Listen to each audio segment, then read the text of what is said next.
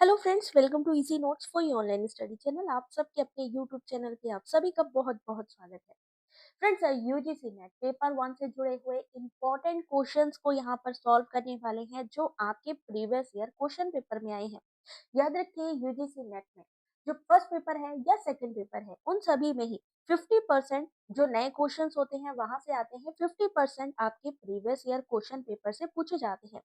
तो आज यहाँ पर हम लोग एज अ क्वेश्चन पेपर को सॉल्व करेंगे, साथ ही साथ उनके आंसर को भी देखते जाएंगे। ये शीट जिसको भी चाहिए हो भाई, वीडियो को स्टार्ट करने से पहले सब लोग लाइक शेयर कर दीजिएगा, जिससे ज्यादा लोगों तक ये जो सीरीज है ये पहुंच सके। तो स्टार्ट करते हैं क्वेश्चन नंबर वन के साथ में। याद रखिए, चैनल को सब्सक्राइब करना बिल्कुल ना भूलें। क्वेश्चन नंबर वन याद रखिएगा, 2025 लेटेस्ट के क्वेश्चन पेपर है जो एग्जाम में आए हैं। Identify the correct chronological sequence of the establishment of the following university। Question number one आप सभी लोगों के सामने क्वेश्चन है कि निम्नलिखित विश्वविद्यालयों की स्थापना का सही कालानुक्रमिक क्रम पहचान करें। यानी जो पहले आए हैं उसको पहले लिखिए और जो बाद में है उनको बाद में। सेम ऐसे ही जैसे यहाँ पे यूनिवर्सिटीज का दिया गया है, कभी कभी ओपन डिस्टेंस लर्निंग का दे देते हैं या स्टेट यूनिवर्सिटीज का दे देते हैं। ठीक है, तो क्वेश्चन नंबर वन आप सभी के सामने देते जाएंगे, साथ साथ आंसर भी।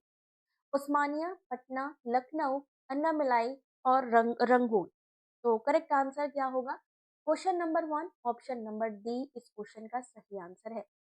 यानी सबसे पहले क्या आएगी? सबसे पहले है पटना। पटना कब आई? 1917 में। उस्मानिया 1918 में। रंगून 1920 में। लखनऊ नवंबर 1920। अन्नामलाई 1929 में। थोड़ा सा मैं जूम इसलिए कर रही हूँ क्योंकि मुझे लगता है कि थोड़ा सा आप लोगों को देखना चाहिए इसकी एक्सप्लेनेशन को। पटना विश्वविद्यालय भारतीय राज्य बिहार में स्थित एक सार्वजनिक राज्य विश्वविद्यालय है। इसकी स्थापना 1 अक्टूबर 1917 को हुई थी। याद रखिएगा, ये बिहार का पहला विश्वविद्यालय है। दूसरी चीज, उस्मानिया। उस्मानिया विश्वविद्यालय की स्थापना का चार्टर अप्रैल 1918 में पारित किया गया था। उस्मानिया विश्वविद्यालय का नाम नवाब उस्मान अली खान के नाम पे रखा गया था। रंगून विद्यालय, रंगून विश्वविद्यालय की स्थापना जून 1920 में हुई थी और ये यंगून विश्वविद्यालय के नाम से जाना जाता है। वर्ष 1988 यानी 88 में इस विश्वविद्यालय का नाम यांगून विश्वविद्यालय कर दिया गया। रंगून को जो बदल दिया गया नाम यांगून कर दिया गया। लखनऊ विश्वविद्यालय 25 नवंबर 1920 को हुई थी। इसको स्थापित करने का सर्वप्रथम विचार किसको आया था? राजा सर मोहम्मद अली को। अन्नामलाई विश्वविद्यालय 1 जनवरी 1929 को, और इसका श्रेय राजा सर अन्नामलाई चेटियार को जाता है और एक राज्य की विश्वविद्यालय है। चलिए, क्वेश्चन नंबर टू है रीजनिंग का क्वेश्चन। इन्होंने लिखा है, अगर हम चेयर को 61621836 लिखते हैं, टेबल को 40242410 लिखते हैं, स्टूल को 3840303024 लिखते हैं, तो सोफा सेट को कैसे लिखेंगे? जिसको भी अपना नेट जेआरएफ कंफर्म करना है, जल्दी से क्वेश्चन के आंसर करते जाएंगे। क्वेश्चन नंबर टू आप लोगों के सामने है और सही आंसर क्या होगा अभी इसके बारे में भी हम आपको बताते जाएंगे। जो लोग सब्सक्राइब करते जा रहे हैं, सब्सक्राइब करने पे आपका कमेंट यहाँ पर शो होगा, तो जिन्होंने भी चैनल को अभी तक सब्सक्राइब नहीं किया है, सब्सक्राइब कर लीजिए और कमेंट स्टार्ट करिए। तो सही आंसर क्या होगा अभी इसका आंसर हम बताने वाले हैं। Option number C. कैसे हुआ? सी, अगर हम अल्फाबेटिकल चले तो सी यानी 3 हो गया, एच 8 हो गया, ए 1। अल्फाबेटिक में ए नंबर पहले नंबर पे आता है, सी तीसरे नंबर पे आता है, एच 8वें नंबर पे, आई 9 नंबर पे, आर आता है 18 नंबर पे। अब इन्होंने इसी को ही दुगना कर दिया, यानी 6 16 21 8 36 इस तरीके से पूरी सीरीज बना दी। जो भी हमारा अल्फाबेटिक था उसी को ही हमने डबल किया है, यानी मल्टीप्लाई बाय 2 किया है। तो जो सही आंसर है वो है option number C. Question number three. उससे पहले भाई, जिन्होंने भी अभी तक UGC NET best application download नहीं किया है, डाउनलोड कर लीजिए। ये आपके गूगल प्ले पे भी अवेलेबल है और वीडियो के डिस्क्रिप्शन पे भी अवेलेबल है। बहुत सारे कैंडिडेट डाउनलोड कर रहे हैं क्योंकि यहाँ पर यूजीसी नेट पेपर वन से जुड़े हुए क्विज मिलते हैं यहाँ पर आपको, पूरा JRF क्रैश कोर्स मिल रहा है दिसंबर 2025 का, वन लाइनर क्वेश्चंस मिल रहे हैं और बहुत जल्दी पेपर 2 के भी वन लाइनर नोट्स यहाँ पर अपलोड कर दिए जाएंगे। अगला क्वेश्चन देखेंगे, क्वेश्चन नंबर 2 के बाद क्वेश्चन नंबर 3। एक मैचिंग है काहुत, पेडलेट, लेबस्टर और टर्नटिप। आंसर करो विशाल इस क्वेश्चन का। क्वेश्चन नंबर 3 आपके सामने, यहाँ पर मैचिंग दी गई है। अब ये मैचिंग किससे संबंधित है? ICT से संबंधित है।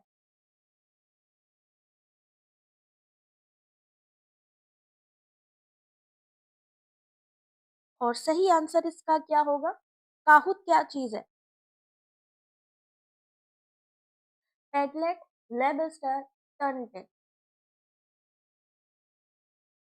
टर्न टेन किसके लिए था? साहित्यिक चोरी का पता लगाने के लिए। सिर्फ अगर एक भी आप यहाँ पर ढंग से नोट डाउन कर लोगे तो देखो डी थर्ड यहाँ पर ये दिख रहा है, एक से ही पूरा का पूरा क्वेश्चन निकल के आपके सामने आ जाएगा। तो question number 3 option number C इस क्वेश्चन का सही आंसर है। काहुत क्या है? Quizzes and real time assessment, प्रश्नोत्तरी, तत्क्षणिक आकलन। पेडलेट क्या है? पेडलेट है कंटेंट साझा करने का ऑनलाइन सहयोगी स्थान, आभासी दीवार। लैबस्टर आभासी विज्ञान प्रयोगशाला, वर्चुअल साइंस लैब। और टर्नटिन साहित्यिक चोरी का पता लगाने वाला एक सॉफ्टवेयर या टूल। Question number 4। दो लड़कियां हैं, मीना और रीना। 41 छात्रों की एक छात्र कक्षा में ऊपर से 7वें और 11वें स्थान पर है। तो कक्षा में नीचे से उनकी क्रमशः रैंक क्या होगी? Question number 4।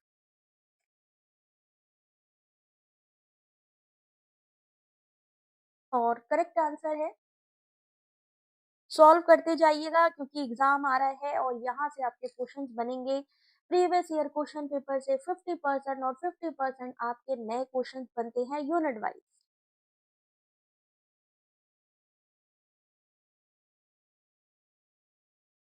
दो लड़कियां हैं, रीना और मीना। 41 छात्र हैं जिसमें 7वें और 11वें स्थान पर हैं। ऊपर से ऊपर से 7वें और 11वां, यानी ऊपर से 7वां 11वां स्थान है। तो नीचे से उनकी क्रमशः रैंक क्या होगी? सही आंसर है ऑप्शन नंबर डी। कितने बच्चे हैं? 41 बच्चे हैं। मीना 7वें नंबर पे है, तो क्या करेंगे? +1 लगा देंगे, 35वां स्थान है। कक्षा में नीचे से रीना के स्थान की बात करेंगे तो जितना भी स्थान हो उसको माइनस करके +1 लगाना है। आपकी रैंक निकल आएगी 35 और 31। सही answer option number D. Question number 5। Identify the correct ascending order of the elements of a inquiry training model.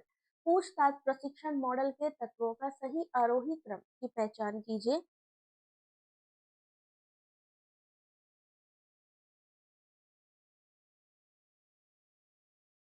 Syntax, support system, focus, principle of reaction, social system.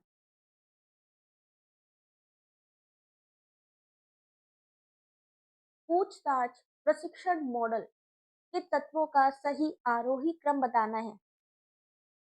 तो क्वेश्चन नंबर 5, सोचिए अगर हमें नहीं आ रहे हैं ये क्वेश्चन के जवाब तो क्यों नहीं आ रहे हैं? क्योंकि ये हमारे प्रीवियस ईयर है, यहाँ तक कि ये क्वेश्चन पेपर मैं करवा चुकी हूँ, आज तो रिवीजन है।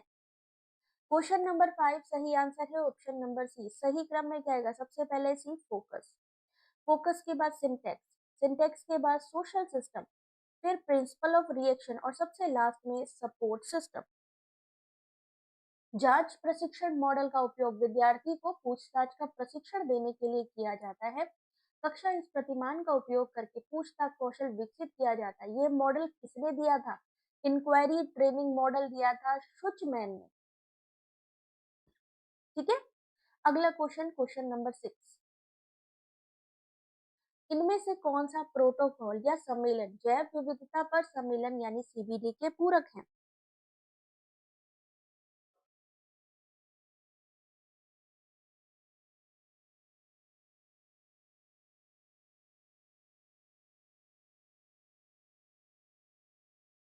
बेसल कन्वेंशन, कार्टेजेना, किगली, नागोया और बाली समिट।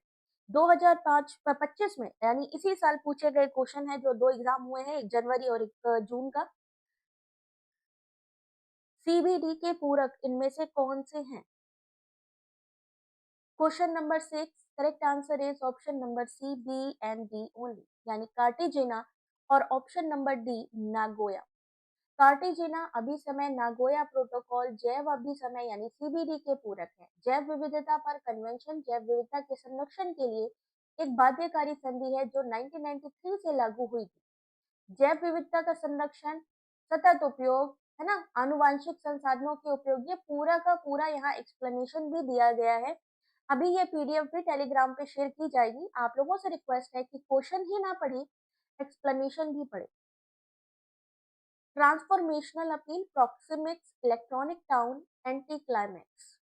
क्वेश्चन नंबर 7, ये मैचिंग दी गई है और सेम यही पैटर्न है आपके एग्जाम का, यानी जब आप एग्जाम देने जाएंगे उस समय आपको जो क्वेश्चन पेपर दिखाई देगा सेम ऐसा ही दिखाई देगा।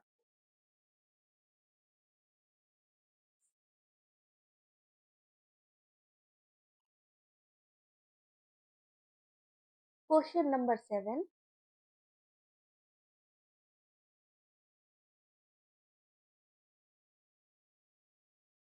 और सही आंसर है इस क्वेश्चन का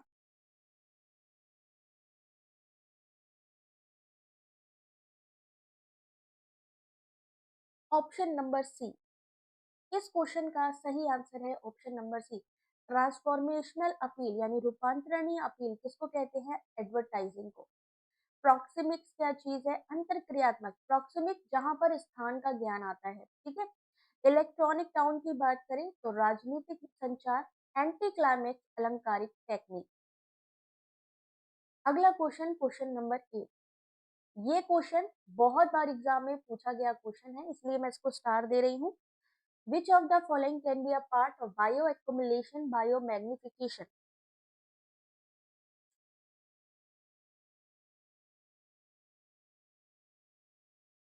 क्वेश्चन नंबर 8, इनमें से कौन सा जैव संयुक्त संचयन या जैव आवर्धन का हिस्सा हो सकता है?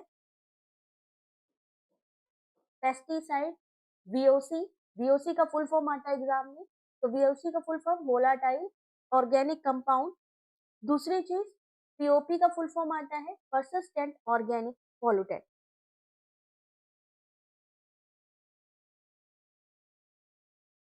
और करेक्ट आंसर इस क्वेश्चन का है question number 8, which of the following can be a part of bio accumulation, biomagnification? Option number D, A and D only. A यानी कि pesticide, option number D persistent organic pollutant, कीटनाशक और चिरस्थायी कार्बनिक प्रदूषक जैव संचयन या जैव आवर्धन का हिस्सा हो सकते हैं। क्वेश्चन नंबर 9, इजी है, आराम से क्वेश्चन कर सकते हैं आप इस क्वेश्चन का। क्वेश्चन नंबर 9,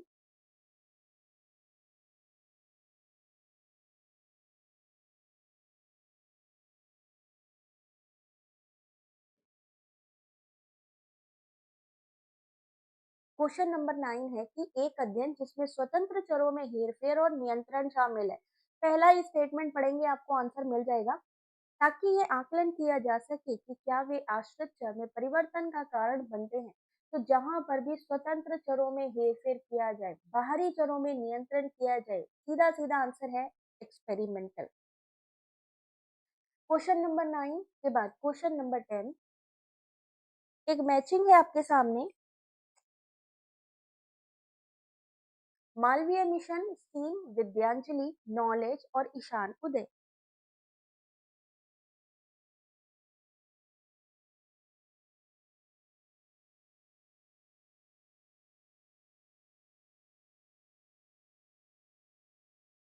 यहाँ पर जो गवर्नमेंट स्कीम, जो प्लान होते हैं वो यहाँ पर दिए गए हैं, तो आपको बताना है इस क्वेश्चन का सही आंसर।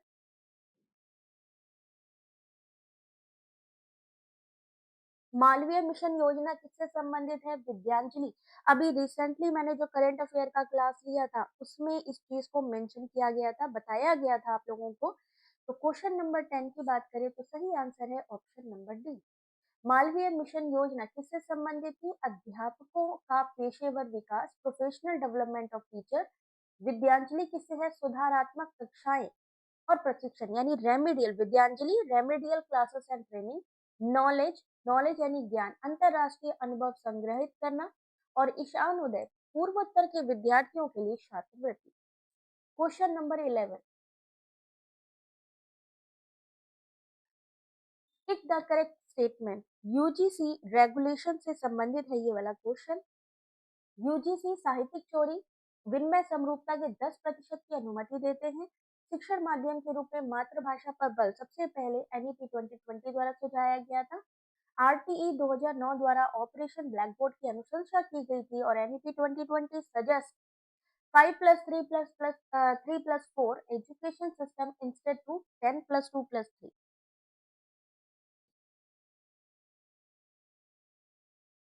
क्वेश्चन नंबर 11 आपके सामने।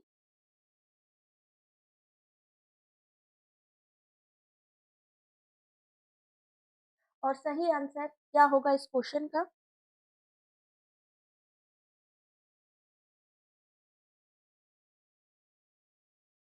यहाँ पर सही आंसर है option number B, A and D only. पहली बात, कल आपको साहित्यिक चोरी से संबंधित बताया था कि यूजीसी कहती है अगर 0 से 10% तक की अगर आपने साहित्यिक चोरी करी है, चलिए ठीक है, हम आपको छूट दे रहे हैं कि इतना आप कर सकते हैं, लेकिन इससे ज्यादा एक्सेप्ट नहीं करती है वो। दूसरी चीज इन्होंने बोला ऑप्शन नंबर डी कि 5+3+3+4 10+2+3 को रिप्लेस करती है, ये सही है। अगला क्वेश्चन है क्वेश्चन नंबर 12। इनमें से कौन सा संदर्भन की शैली को संदर्भित नहीं करता है? Which of the following does not refer to a style of referencing? ये 2025 का पेपर है। 2025 यानी 2025 यानी इसी साल का दो एग्जाम हो चुके हैं आज स्टार्टिंग में 2025 में। एक एग्जाम हुआ जनवरी 2025 में, एक हुआ है जून 2025 में, इसी साल।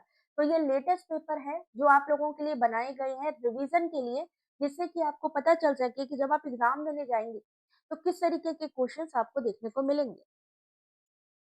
क्वेश्चन नंबर 12, इनमें से कौन सी स्टाइल ऑफ रेफरेंसिंग नहीं है? तो क्वेश्चन नंबर 12 को स्किप कर दिया गया है, यानी यहाँ पर इसको मूल्यांकन में नहीं जोड़ा है एनटीए ने, क्योंकि अगर देखा जाए तो एमएलए भी है, केपीए शैली भी है, शिकागो शैली भी है और एमएचआरए, ये चारों ही रेफरेंसिंग स्टाइल में आती हैं। तो रेफरेंसिंग स्टाइल में कौन कौन सी आती है, थोड़ा सा ध्यान से देखिएगा स्क्रीन पे। पहली MLA, MLA modern language association, यह शैली साहित्य और भाषा विज्ञान जैसे विषयों में सबसे अधिक इस्तेमाल की जाती है। यानी अगर आपसे कहा जाए साहित्य और भाषा विज्ञान में हम कौन सी रेफरेंसिंग स्टाइल का यूज करेंगे, तो वो होगी मॉडर्न लैंग्वेज। अगर सामाजिक विज्ञान मनोविज्ञान की बात करेंगे तो वहां पर एपीए, अमेरिकन साइकोलॉजिकल एसोसिएशन। अगर हम साइंस इंजीनियरिंग प्रौद्योगिकी की बात करेंगे तो Howard. MHRA modern humanity research association, मानविकी विषयों के लिए एमएचआरए जैसे कि इतिहास, कला और साहित्य। शिकागो या टर्बियन की बात करें तो ये इतिहास और अन्य मानविकी विषयों में प्रयोग होती है और इसमें दो अलग अलग प्रकार के उद्धरण होते हैं जैसे कि नोट और ग्रंथ सूची। आई ट्रिपल ई की बात करें तो यह शैली इलेक्ट्रिक इंजीनियरिंग और कंप्यूटर विज्ञान में प्रयोग की जाती है। कभी कभी मान लीजिए पूछ लिया जाता है कि अगर हमें मान लीजिए रेफरेंसिंग स्टाइल लिखना है, किसके लिए इस्तेमाल करें, इलेक्ट्रिक इलेक्ट्रॉनिक या इलेक्ट्रॉनिक्स के लिए, तो वहां पर हम किसका इस्तेमाल करेंगे, तो आई ट्रिपल ई का।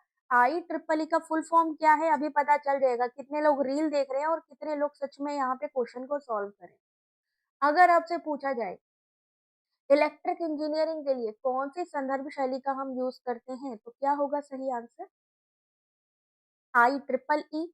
और आई ट्रिपल ई का अगर हम पूछे आपसे फुल फॉर्म क्या होता है, तो institute of electrical and electronic engineer. ठीक है, इन सब का फुल फॉर्म या आ सकता है।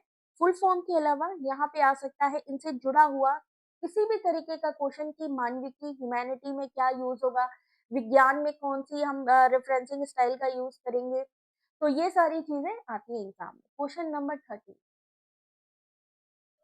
Arrange the step of data processing cycle in a correct sequence.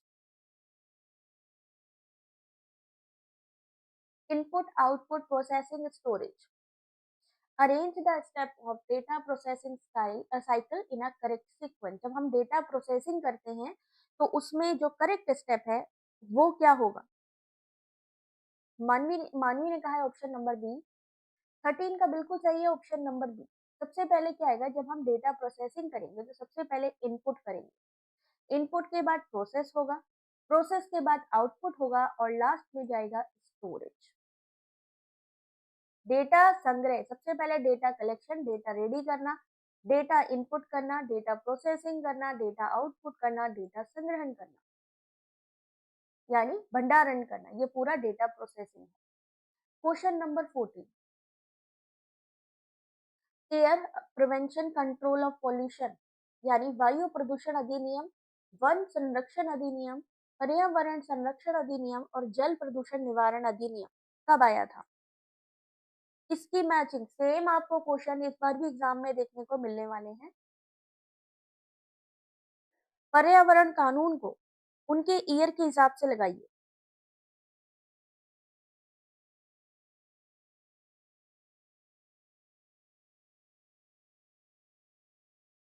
Question number 14,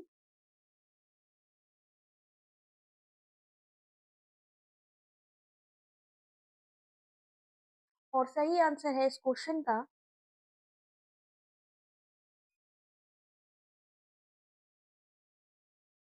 option number D. इस क्वेश्चन का सही आंसर ऑप्शन नंबर डी, यानी एयर कंट्रोल की बात करें तो 1981, फॉरेस्ट कंजर्वेशन की बात करें तो 1980, फिर आया इन्वायरमेंटल प्रोटेक्शन एक्ट। याद रखिएगा, इनमें से या तो मल्टीपल क्वेश्चन बनेगा या सेम इसी तरीके का आपका मैचिंग में क्वेश्चन आएगा।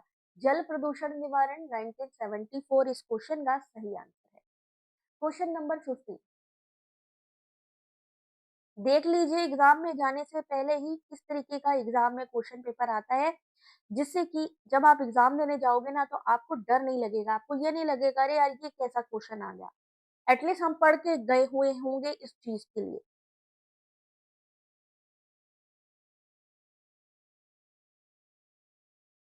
और सही आंसर इस क्वेश्चन का,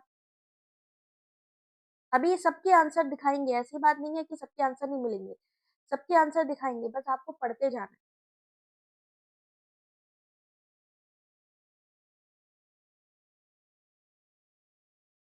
क्वेश्चन नंबर 15 करेक्ट आंसर है ऑप्शन नंबर ए। समतुल्य छूट, जब हमें एकल छूट कितनी छूट के बराबर है to a single account calculate करना हो तो हम क्या करेंगे, इस फॉर्मूले का इस्तेमाल, A plus B minus A into B divided by 100। ठीक है, तो यहाँ पर हमारे पास दो संख्या ऑलरेडी है, 10 + 15 को पहले जोड़ देंगे, 10 + 15 को आपस में मल्टीप्लाई कर देंगे, हमें छूट का पता लगाना है तो माइनस करेंगे, डिवाइड करेंगे 100 से, तो कितना आंसर आएगा 23.5%। अब क्या होता है कि हमें मान लीजिए मैथ्स नहीं आती तो हम फॉर्मूले तो देख ही सकते हैं कि कौन सा एग्जाम में बार बार आ रहा है। ठीक है, हम उस फॉर्मूले को याद करेंगे और अप्लाई करेंगे, सिंपल सा है, रट लो चाहो तो आप, जिसको भी नहीं आता है। अगला क्वेश्चन है question number 16, non projected aid इनमें से कौन सा है, which of the following are non projected aids, epidiascope, audio cassette, film strip, slides, model या प्लास्टिक ग्राफ। क्वेश्चन नंबर 16,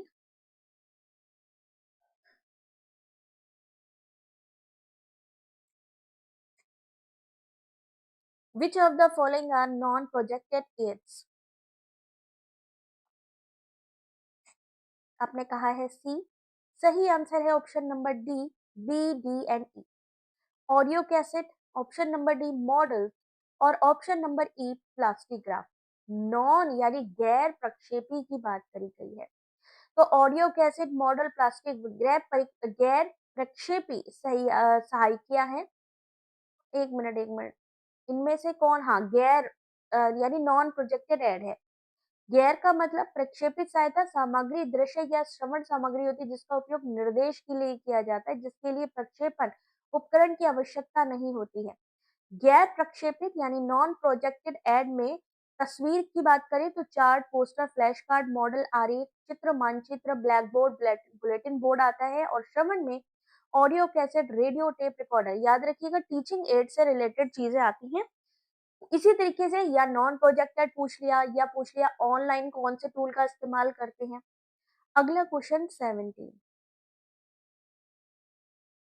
ये पीवाईक्यू में पहले भी पूछा गया था और वहां पर सिर्फ शाब्दिक की बात करी गई थी, शाब्दिक अंतरक्रिया। अभी यहाँ पे पूरा क्वेश्चन बनाया है इन्होंने। इसका पीडीएफ मिलेगा हमारे टेलीग्राम चैनल पे। The 10 category system that attempts to measure all the verbal interaction in the classroom was developed by। कक्षा में समस्त शाब्दिक अंतरक्रिया का मापन करने का प्रयास करने वाली 10 श्रेणी प्रणाली किसके द्वारा दी गई? और याद रखिए जिसको 2021 से लेके 2025 तक के कंप्लीट क्वेश्चन पेपर चाहिए विद एक्सप्लेनेशन, वो हमारी जो है हमारा जो एप्लीकेशन है वहां से आप ले सकते हैं। वहां पेड कोर्स होगा आपको, लेकिन 4 से 5 साल के कंटिन्यू एक्सप्लेनेशन के साथ क्वेश्चन पेपर मिल जाएंगे। क्वेश्चन नंबर 17 सही आंसर है ऑप्शन नंबर डी, नेड ए फ्लैंडर्स। कक्षा में समस्त शाब्दिक अंतरक्रिया का मापन करने के लिए नेड ए फ्लैंडर्स द्वारा किया गया था। कक्षा में शाब्दिक अंतरक्रिया को मापने के लिए फ्लैंडर्स इंटरेक्शन एनालिसिस सिस्टम एक उपकरण है। Question number 18, who is the chairman of a first press commission?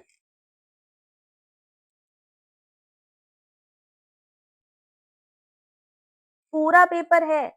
जून दो, आज में जून और जनवरी दोनों मिक्स है। 2025 का ही है लेकिन जून और जनवरी मिक्स है।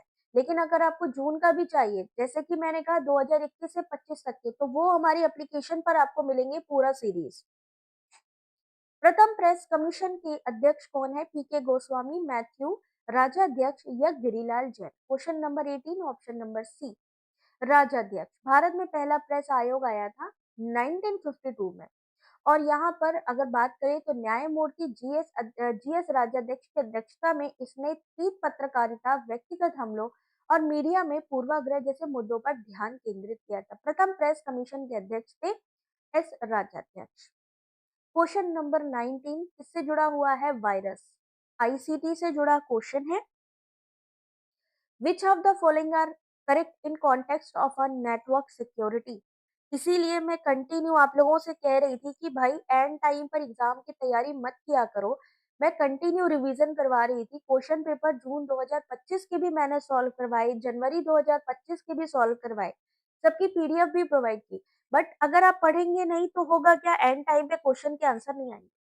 और एमसीक्यू तो होते हैं, वो किस लिए है? कॉन्सेप्ट क्लियर करने के लिए। लेकिन एक्चुअल में ऐसे लंबे क्वेश्चन आते हैं तो हम पढ़ेंगे नहीं तो हम सॉल्व भी नहीं कर पाएंगे।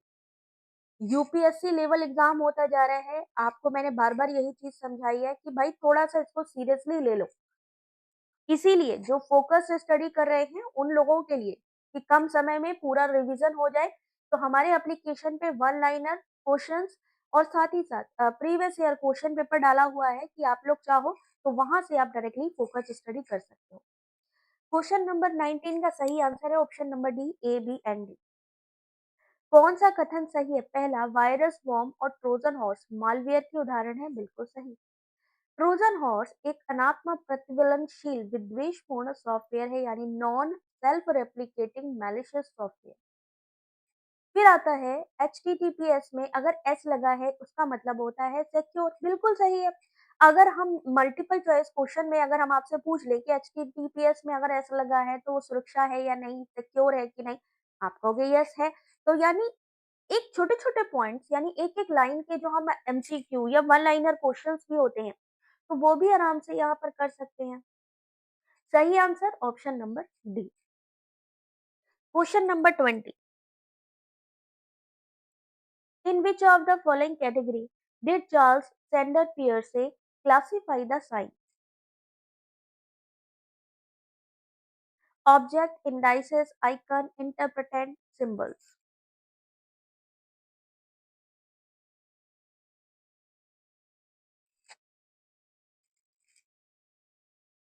क्वेश्चन नंबर 20,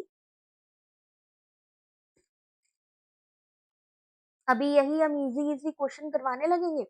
आपको लगेगा हमें आता है, वाह भाई वाह, मेरा तो पूरा पेपर तैयार है। फिर जब आप एग्जामिनेशन हॉल में पहुंचोगे और इस तरीके के क्वेश्चन का सामना होगा, तब आप कहोगे अरे मैम ने ये क्या किया, इतने इजी क्वेश्चन हमें क्यों करवा दिए, वहां तो बड़े डिफिकल्ट क्वेश्चन आते हैं। तो इसीलिए भैया बाद में गाली ना पड़े, इसीलिए पहले ही हम आपको क्वेश्चन पेपर सॉल्व करवाते हैं।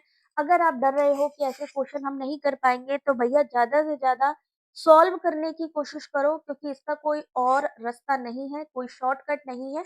जितनी नॉलेज आप ज़्यादा करोगे, जितने ज़्यादा क्वेश्चन सॉल्व करोगे, आपके लिए फ़ायदेमंद होगा। Option number B, B option number indices, option C icons और ऑप्शन नंबर ई सिंबल्स। इन्होंने किसकी बात करी है? चिन्ह। तो चिन्ह कौन से होते हैं, साइन कौन से होते हैं? इंडाइसेस संकेतक, आइकन्स होते हैं और सिंबल्स होते हैं। ठीक है, अगला क्वेश्चन है 21। Which of the following would apply to quantitative research methodology? कौन सा परिमाणात्मक शोध पद्धति में लागू होगा? रैशनलिज्म यानी बुद्धिवाद, emphasize on a description of variables यानी चरों के वर्णन पर बल, अनुभववाद जिसको हम एम्पिरिज्म कहते हैं, explore experience meaning perception and feeling, structural rigid mythology.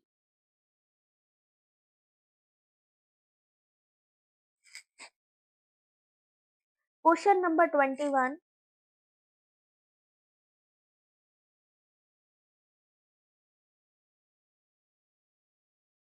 सही आंसर है option number C, A and E. Option A rationalism यानी बुद्धिवाद और ऑप्शन नंबर ई संरचनात्मक कठोर पद्धति। परिमाणात्मक शोध पद्धति में यानी क्वांटिटेटिव में कौन सी चीज लागू होती है? तो बुद्धिवाद।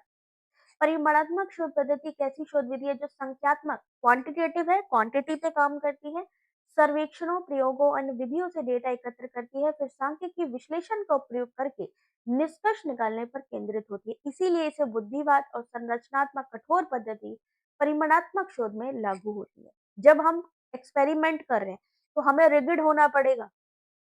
कुछ हम काम कर रहे हैं तो स्ट्रक्चरल रिगिड मैथोलॉजी क्वांटिटेटिव में होगी, क्योंकि एक्सपेरिमेंटल सारे क्वांटिटेटिव में होते हैं। रैशनलिज्म बुद्धि का इस्तेमाल करेंगे जब हम कंक्लूजन निकालेंगे, निष्कर्ष करेंगे। अनुभववाद किस में चला जाता है? क्वालिटेटिव में चला जाता है। जहां भी अनुभव लग गया, जहां भी अनुभव आ गया, जहां पर भी वर्डन की बात आ गई, डिस्क्रिप्शन की बात आ गई, ठीक है, हमने और कुछ नहीं किया, हमने एक डिस्क्रिप्शन दिया, एक्सपीरियंस किया, वो सारी चीजें किस में आएंगी? क्वालिटेटिव यानी गुणात्मक में। 22 क्वेश्चन नंबर। 2014 में किस उद्देश्य के लिए उन्नत भारत अभियान शुरू किया गया था?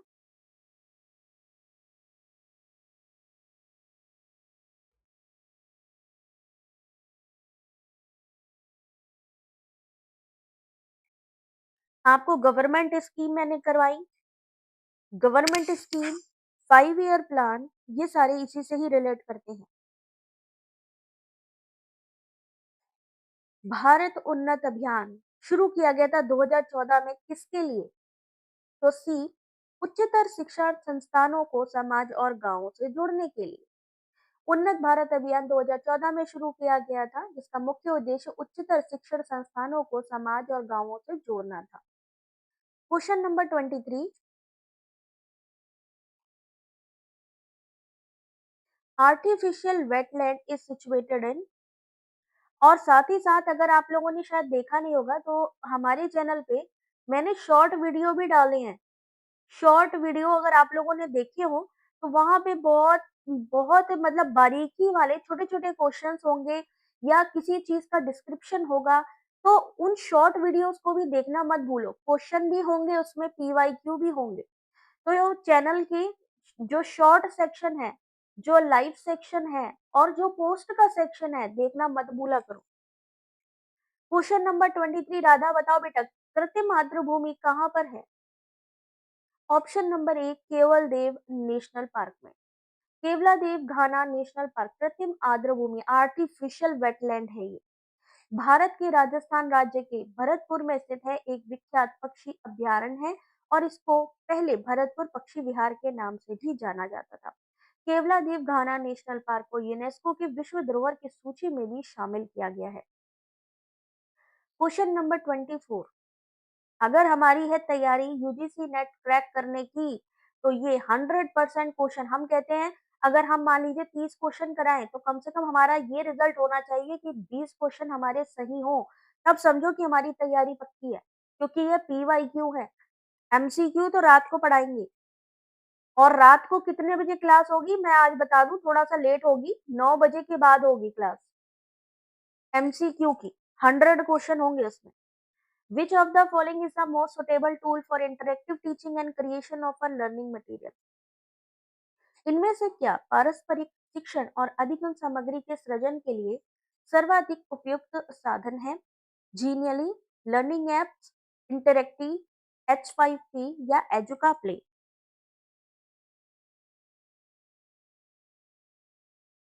24 का सही answer option number D, A B C D E ये सभी। जीनियली पारस्परिक शिक्षण के लिए, इंटरेक्टिव टीचिंग के लिए ये सारी चीजें हैं। Genially, learning apps, interactive, H5P, edu play, ये सारी चीजें जुड़ी हुई हैं आपके टीचिंग से। इसके अतिरिक्त black board, poster, globe, chart, पाठ्य पुस्तक, computer, white board, Android phone, ये सारी चीजें इंटरेक्शन के लिए हैं। ओह शिट भाई, गलती हो गई मानवी। अब तुमने अच्छे से रिवीजन करना है, बार बार गलतियां नहीं करनी, हमने सीखना है। अगर मान लीजिए कुछ क्वेश्चंस के आंसर नहीं आते, कोई टेंशन नहीं है, उसमें तुक्का लगा सकते हो क्योंकि निगेटिव मार्किंग नहीं है। लेकिन कोशिश ये करो कि ज्यादा से ज्यादा क्वेश्चन सॉल्व करो डेली बेसिस पे।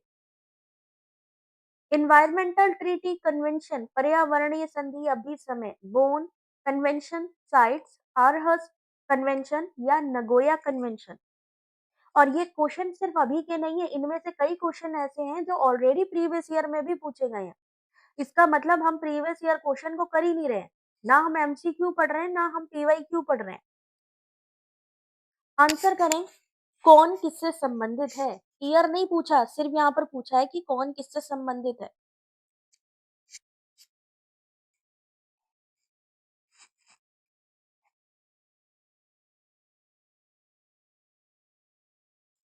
क्वेश्चन नंबर 25, सही आंसर है बी। बोन कन्वेंशन की बात करें तो किससे संबंधित है? प्रवासी प्रजाति संरक्षण से।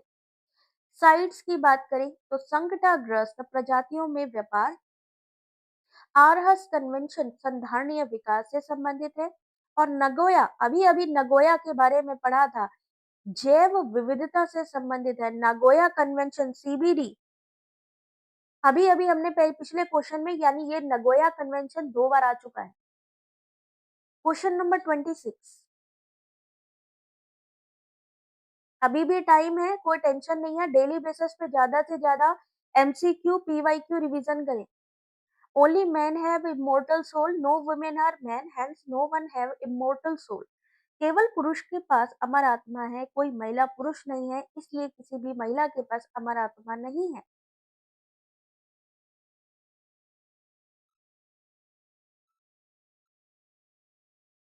क्वेश्चन नंबर 26, कौन सी फैलेसी है यहाँ पे?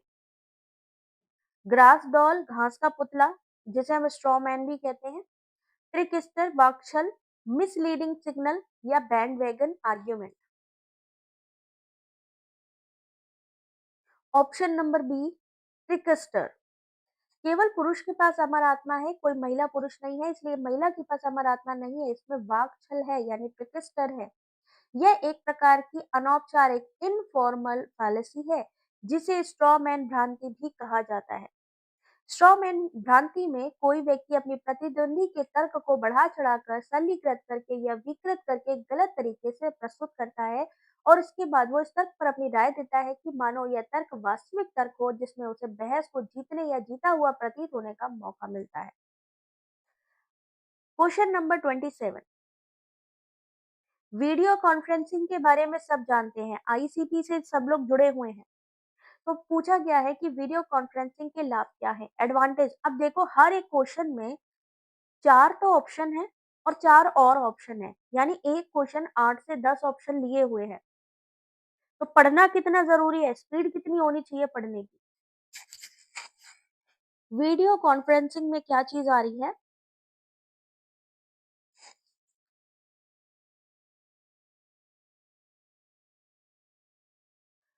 Question number 27, option number D, A और बी, इंक्रीज प्रोडक्टिविटी, और option number B, green process. जहां भी ऑलवेज लग जाएगा, ओनली लग जाएगा, वहाँ गड़बड़ होगा। हमेशा ऑडियो वीडियो अच्छा रहता है? नहीं भाई, कभी-कभी नेटवर्क इश्यू भी हो जाता है। ऑलवेज़ हो, कहीं सिर्फ नेवर लिखा हो, ओनली लिखा हो, समझ जाओ वो कन्फ्यूज़्ड है। Lack of personal contact, lack of personal contact, option C और डी एलिमिनेट करो और ए और बी बिल्कुल सही है। हरित प्रक्रिया है, यानी हम किसी चीज़ को नुकसान नहीं पहुँचा रहे। 28 question number, grapevine communication यानी जन प्रवाद संप्रेषण क्या है? ग्रेप वाइन कम्युनिकेशन सबसे अच्छा माना जाता है कम्युनिकेशन में, और कम्युनिकेशन पूरा तब माना जाता है जब फीडबैक हो। लेकिन यहाँ पे हम ग्रेप वाइन कम्युनिकेशन की बात कर रहे हैं, तो ये क्या है? मास कम्युनिकेशन है, फॉर्म बेस्ड कम्युनिकेशन है, फॉर्मल है या इनफॉर्मल है?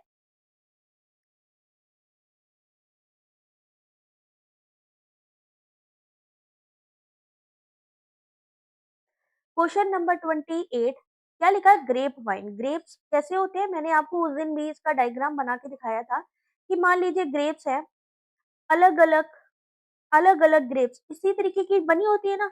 तो ग्रेप का क्या मतलब है? अलग अलग लोग, अलग अलग बातें, कुछ भी बातें हो सकती हैं। किसमें? डी में, इनफॉर्मल कम्युनिकेशन में। कुछ भी, कोई रूल नहीं होता है बात करने का। जैसे आप अपने फ्रेंड से कुछ भी बात कर सकते हो, अपने फैमिली से कुछ भी बात कर सकते हो। तो ग्रेप वाइन किसमें आएगा? इनफॉर्मल में। ठीक है। क्वेश्चन नंबर 28 के बाद 29, 1834 के कुख्यात कार्यव्रत मिनट्स को किससे संबंधित किया जाता है? To what may the infamous minutes of 1834 be connected? Grape wine आ जाए तो ऐसे ही डायग्राम बना लेना, अगर भूल रहे हो तो बार बार याद रखना। इनफॉर्मल में आता है, कुछ भी बात करें हम बिल्कुल फ्री माइंड होके। क्वेश्चन नंबर 29, दीपिका का आंसर क्या होगा बेटा? Question number 29, correct answer option number C, Thomson Babington Macaulay, बिल्कुल सही।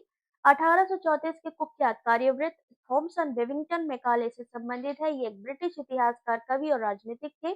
1834 के मैकाले द्वारा लिखा गया एक दस्तावेज है जो कि ब्रिटिश भारत में अंग्रेजी शिक्षा की शुरुआत से जुड़ा हुआ है। मैकाले ने अंग्रेजी भाषा को शिक्षा का प्राथमिक माध्यम बनाने की वकालत की थी। संस्कृत, अरबी, फारसी जैसे भाषाओं के अध्ययन को रोकने का प्रयास किया था। उनका कहना था भैया अंग्रेजी में पढ़ाओ, मैकाले ने कहा। Question number 30, George Gerbner, Festinger, McCombs, Donald Shaw और कार्ट्स ब्लूमर के जो सिद्धांत हैं पूछे गए हैं ये,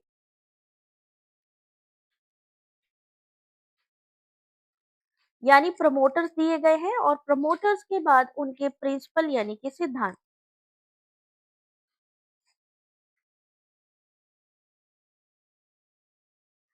और सही आंसर इस क्वेश्चन का क्या होगा? क्वेश्चन नंबर 30, सही आंसर देखें ऑप्शन नंबर सी, जॉर्ज गेमनर। प्रबंधन सिद्धांत यानी एम्प्लीफिकेशन प्रिंसिपल किसने दिया था? जॉर्ज गवर्नर ने दिया था। फेस्टिंगर ने संज्ञानात्मक असंगति सिद्धांत यानी कॉग्निटिव डिसोनेंस थ्योरी दी थी। डोनाल्ड शाह और मैकअप्स ने दिया था कार्यावली स्थापना यानी एजेंडा सेटिंग प्रिंसिपल, और कॉर्ट्स ब्लूमर ने दिया प्रयोग तथा परितोषण सिद्धांत। अगला क्वेश्चन, क्वेश्चन नंबर 30 का सी और 31, बहुत आसान है ये तो, कमीशन पढ़ाए हुए हैं भाई। Arrange the following in a chronological order: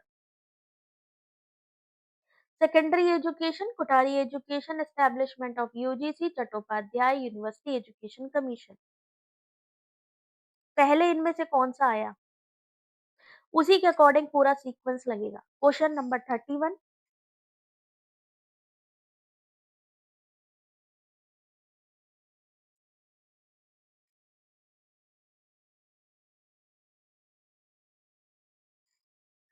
तो यहाँ पर आंसर देखिए, ऑप्शन नंबर सी इस क्वेश्चन का सही आंसर है। सबसे पहले विश्वविद्यालय शिक्षा आयोग आया 1948 में, माध्यमिक शिक्षा आयोग, सेकेंडरी एजुकेशन 52 में, यूजीसी की स्थापना हुई 53 में, कोठारी आयोग आया 64 में और चट्टोपाध्याय आयोग आया 1983 में।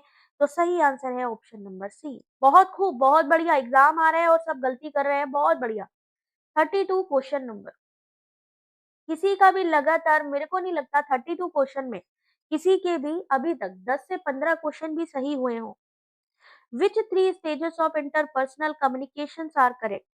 अंतरवैयक्तिक संप्रेषण की तीन अवस्था इनमें से कौन सी है? कम्युनिकेशन है, कम्युनिकेशन से आराम कर लोगे ये चीजें। कितने लोगों के 10 क्वेश्चन भी सही हुए, जरा एक बारी हैंड्स अप करिएगा। पाठक जी तो चलो अभी अभी आए हैं। कितने लोगों के 32 क्वेश्चन जो भी स्टार्टिंग से थे हमारे साथ में, या अभी तक भी बीच में भी आए, 10 क्वेश्चन किसी ने भी बिल्कुल करेक्ट किए हैं? Interpersonal communication are correct. Question number 32 सही आंसर है बी, ACNE, यानी phatic stage. Option number C personal stage और option number E intimate stage, आत्मीय अवस्था। जब कोई शिक्षण प्रत्येक शिक्षार्थी को अलग अलग शिक्षण प्रदान करता है तो उसे व्यक्तिक संप्रेषण कहते हैं, और इस विधि में शिक्षार्थी को ज्ञान अर्जित करने के लिए प्रेरित किया जाता है। इस विधि के अनुसार शिक्षा व्यक्तिगत भिन्नताओं के आधार पर दी जाती है, जिसमें पैटिक अवस्था, निजी अवस्था, आत्मीय अवस्था शामिल है। Question number 33, which of the following consider direct knowledge as a flawless knowledge of self? और जबकि ये क्वेश्चन अभी 2025 के हैं, जनवरी और जून के मिला के। ये तो अभी आप देख रहे हैं। सबसे अच्छी बात ये है कि एक्सप्लेनेशन भी है, इसकी पीडीएफ भी मिलेगी, आप रिवाइज कर सकते हो। कहने का मतलब सिर्फ इतना है कि आप लोग जो भी क्लास हो इस समय एग्जाम टाइम तक, चाहे प्रीवियस ईयर क्वेश्चन पेपर से संबंधित या एमसीक्यू से रिलेटेड, आप कोई भी क्लास मत छोड़ें और ना ही पीडीएफ पढ़ना छोड़ें। इनमें से कौन प्रत्यक्ष ज्ञान को स्वयं का दोष रहित ज्ञान मानते हैं? 33 का सही answer option number B, Buddhist. बौद्ध प्रत्यक्ष ज्ञान को स्वयं का दोष रहित ज्ञान मानते हैं। बौद्ध में ज्ञान के दो ही प्रमुख सोर्स माने जाते हैं, वैलिड सोर्स ऑफ नॉलेज, एक प्रत्यक्ष और एक अनुमान। क्वेश्चन नंबर 33 के बाद क्वेश्चन नंबर 34। कल आपको रिसर्च एप्टीट्यूड करवाया था और ये क्वेश्चन करवाया था। इनमें से कौन विभिन्न सांख्यिकीय मापनों विशेषता माध्य की सार्थकता के निर्णय के लिए किया जाता है? Which of the following is used to judge the significance of a various statistical measure, especially the mean? Chi square, Z test, Kruskal Wallis या F टेस्ट? कल रिसर्च एप्टीट्यूड की पीडीएफ भी मैंने टेलीग्राम पे 100 क्वेश्चन की plus highlighted notes के साथ share करी थी। जिन्होंने भी अभी तक डाउनलोड नहीं किया है, टेलीग्राम से डाउनलोड कर ले। बाकी जिसको और ज्यादा मटेरियल चाहिए वो वन लाइनर कोर्स ले सकता है हमारे एप्लीकेशन से। 34 का सही आंसर ऑप्शन नंबर बी बिल्कुल सही है राधा, जेड टेस्ट। जेड कोई भी सांख्यिकीय परीक्षण है जिसके लिए शून्य परिकल्पना के तहत परीक्षण आंकड़ों का वितरण सामान्य वितरण द्वारा अनुमानित किया जाता है, और जेड टेस्ट मुख्यतः वितरण के माध्य का परीक्षण करता है। बिल्कुल सही जवाब। क्वेश्चन नंबर 35, इनमें से कौन सा सुरक्षा जोखिम नहीं है? Which of the following is not a security risk? Hacking, firewall, fishing, farming. कल ये जितने भी टेस्ट है ना, इन सबका कल एमसीक्यू हुआ था। साथ ही साथ इन सबकी डिटेल की लिस्ट पूरी दी थी, पूरा टेबल दिया था। लेकिन आप लोगों ने, जिन्होंने क्लास नहीं ली, उनको पता ही नहीं है कि ये टेस्ट क्या होते हैं। विच of the following is not a security risk? Hacking, firewall, fishing, forming. तो फायरवॉल नेटवर्क सिक्योरिटी के लिए है, ना कि जोखिम है इसका कोई। ठीक है। क्वेश्चन नंबर 36, ध्वनि सूचकांक L90 के द्वारा इनमें से किसे दर्शाया जाता है? बैकग्राउंड साउंड लेवल को, एवरेज साउंड लेवल को, हेड साउंड लेवल या threshold sound level? L90।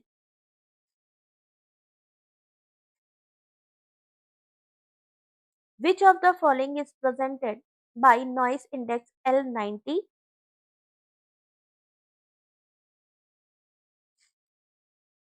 Option number A पार्श्व ध्वनि स्तर यानी बैकग्राउंड साउंड लेवल। ध्वनि सूचकांक अगर एल 90 है तो पार्श्व ध्वनि स्तर को दर्शाया जाता है। 37 क्वेश्चन नंबर, जन संचार से संबंधित इन घटनाओं को सही क्रम में लगाइए। Publication of earliest newspaper, development of television broadcast, introduction of email, launch of online news website, invention of radio.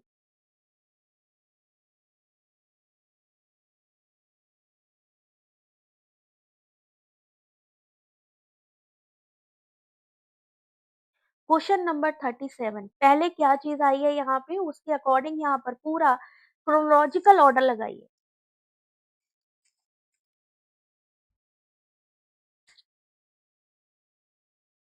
और सही आंसर है क्वेश्चन नंबर 37 का ऑप्शन नंबर बी। सबसे पहले क्या आया, समाचार पत्र, फिर आया रेडियो, रेडियो के बाद आया टेलीविजन, टेलीविजन के बाद आया ईमेल, और सबसे लास्ट में ऑनलाइन समाचार। भैया ऑनलाइन समाचार तो अब आने शुरू हुए हैं, तो सीधा सीधा ऑप्शन बी या डी में देख लेते, और सबसे पहला समाचार पत्र, उसी से ही आपका निकल आता पूरा क्वेश्चन। 37 क्वेश्चन नंबर के बाद last question, question number 38, email में प्रयुक्त कंप्यूटिंग का एक रूप इनमें से कौन सा है? डिस्ट्रीब्यूटेड, ग्रिड, P2P या क्लाउड। जिसको भी ये पीडीएफ चाहिए हो, वीडियो को लाइक और शेयर कर देना। साथ ही साथ टेलीग्राम से ये पीडीएफ आप ले सकते हैं। सबने टेलीग्राम ज्वाइन करना है। और अगर क्विज चाहते हो तो उसके लिए आप हमारे एप्लीकेशन नोट्स एंड लर्न को डाउनलोड कर सकते हो। क्वेश्चन नंबर 38 करेक्ट आंसर है डी, क्लाउड। ईमेल कहाँ पे होता है भाई? क्लाउड सर्विस में। ईमेल इंटरनेट के माध्यम से उपयोगकर्ता से एक या अधिक प्रयोक्ताओं को, प्राप्तकर्ताओं को कंप्यूटर संग्रहित संदेशों का आदान प्रदान ईमेल सेवा में प्रयुक्त कंप्यूटिंग का एक रूप है क्लाउड। अरे एक और बचा 39, प्लेसबो के बारे में हमने कल भी बात की थी। प्लेसबो अभिविन्यास से जुड़ा हुआ क्वेश्चन है। If a researcher decide to have a control group in a placebo orientation, how many groups should he have? कल हमने प्लेसबो इफेक्ट के बारे में पढ़ा था, यहाँ प्लेसबो ओरिएंटेशन पूछ लिया इन्होंने। क्वेश्चन नंबर 39,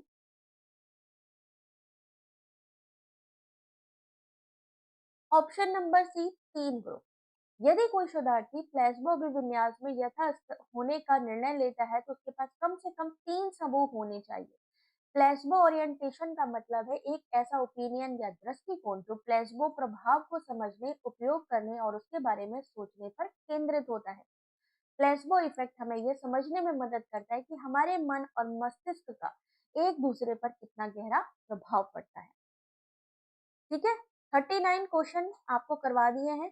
बाकी कल भी होगी क्लास PYQ की। अभी रात को मेरी कोशिश रहेगी 9 साढ़े 9 बजे तक आपका MCQ अगर मैं पूरा ट्राई कर पाई तो 100% आपकी क्लास ली जाएगी। बाकी आप लोगों ने अगर अभी तक हमारा एप्लीकेशन डाउनलोड नहीं किया, सपोर्ट करें, डाउनलोड करें। ठीक है, अगर आपको लगता है कि नहीं फोकस स्टडी चाहिए तो यहाँ पर कोर्सेज अवेलेबल हैं जो आप बाय कर सकते हैं। बाकी मिलेंगे आपसे नेक्स्ट क्लास में। ठीक है बंसी, अब नेक्स्ट क्लास में मिलेंगे क्योंकि टाइम हो गया है। ठीक है, और तब तक के लिए पढ़ते रहिए। All the very best. ये पीडीएफ टेलीग्राम से कलेक्ट कर लें।